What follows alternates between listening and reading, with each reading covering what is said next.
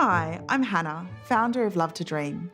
So we've laid down the first 3 foundations for healthy sleep, setting up day and night, creating the ideal sleep environment and best ways to swaddle, identifying the super important tired signs and interpreting different types of cries.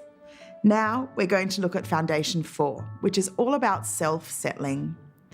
We've got some easy tips that really work to get your baby nodding off to sleep on their own, which is a strong skill for them to develop for the coming years. Our sleep angel Courtney will show you how. Self-settling or self-soothing is the ability to go to sleep on your own without any help, a vital skill for your baby as they get older and a saviour for you. If your baby is given the time and space to self-soothe and plenty of opportunities to practice this from the start, it's what they will learn and continue to do, and they'll find comfort in this. All healthy babies are capable of self-soothing from an early age, if all their basic needs have been met and if they're in ideal sleep conditions. And once babies learn to self-soothe, not only will they be able to fall asleep on their own, they'll be able to fall back to sleep whenever they rouse between sleep cycles without your help or the need of any other sleep aids. I'll be honest, it takes a little bit of time and it doesn't magically happen overnight. But if you're consistent with what you do when laying down the 4 foundations, your baby will be self-settling and sleeping like a champion day and night. Here's how to achieve this. When it's time for sleep during the day and night, swaddle your little one and put them in their bassinet cot or crib when they're drowsy but still awake. Quietly leave the room so they can't see you to give them the time to start self-soothing. Just like anything else in life, practice makes perfect. The more practice your baby gets to settle themselves without anyone to help or any sleep aids, such as rocking or feeding to sleep, the better they'll become. And the earlier you start laying down these foundations and giving Bub the opportunity to practice self-settling, the earlier your baby will pick up on these healthy sleep habits. In the first few weeks after birth, you can start practicing putting Bubs down while they're drowsy but still awake, so they get used to lying down to go to sleep. Choose at least 1 nap a day and their nighttime sleep to put them in their cot to fall asleep on their own. If you want to do it for all their day naps and overnight sleep from the beginning, this is absolutely fine as well. Whatever you feel most comfortable with and are in the position to do. From 4 weeks old, we recommend you try doing this for all naps and nighttime sleep.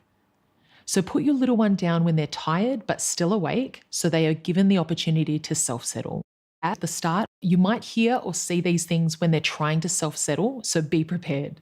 They might put their hands in their mouth to self-soothe, grizzle and fuss at a low level, let out a little cry, nestle and rub the back of their heads in the mattress, and talk or sing as they get a bit older. That one's a bit nice, isn't it? These reactions are all normal to the self-settling process. Your baby doesn't need your help or any intervention for these. You can try and sneak a peek, but make a point not to go in to check on them the second you hear a cry or noise, as you're interrupting and stopping them from doing the self-settling themselves. It's like if you're in bed starting to drift off to sleep and suddenly someone walks in the room to check on you. Even if they're super quiet, it's probably going to interrupt your drowsy state and wake you right up. The same for Bub. We absolutely encourage you to go in and comfort your baby during the self-settling or resettling process if you feel you need to. We don't want you or your baby ever feeling distressed. If Bub needs help, help them. But just remember, the more you go in to help them, the more you're interrupting their self-soothing process and their ability to learn how to do it independently. If they do need some help to self-settle, or if they're woken up before they should have, here are some methods you can use to help to try to resettle them. And they can work for any age baby. You can download all these too, so don't worry about getting a paper and pen and writing them down. The first is the shush pat method. First, make sure all your baby's needs are met. Do they need a nappy change? Do they need a burp?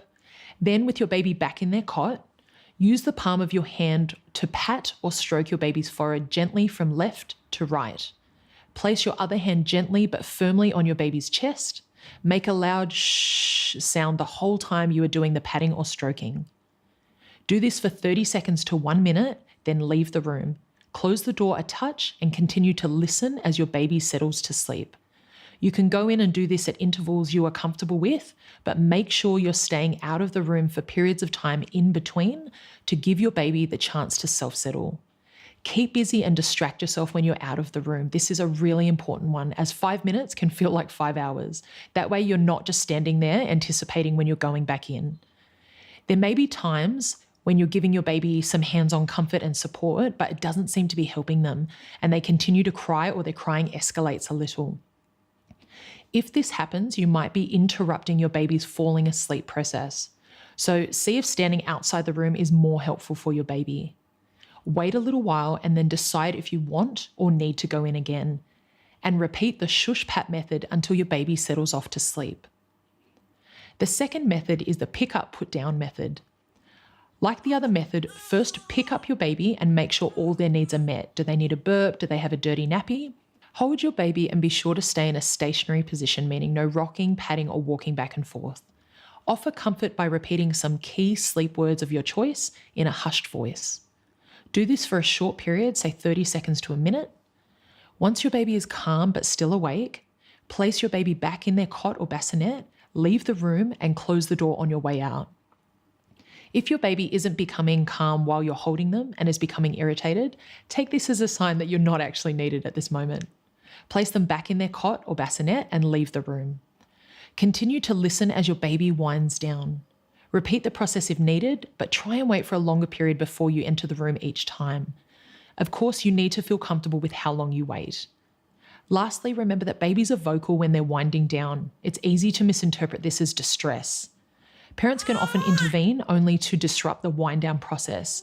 Just keep in mind that if you're constantly going in and offering support, you're not giving them the chance to wind down themselves. Practice makes perfect for you too.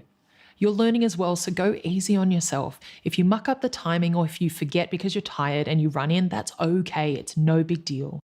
If your baby is crawling or walking or practicing these skills, then you may need to help them lay down if they've pulled themselves up and are unsettled. Just gently lay them back down on their back and continue with the same settling support. If bub is sitting or standing and they are not upset, you can leave them to it. But if they are upset as well as sitting or standing, then you can just gently lay them back down. The most important thing to remember is consistency is king. So avoid chopping and changing methods. It can confuse your little one. Choose your method and try and do the same thing over and over again so your baby gets a clear, consistent message.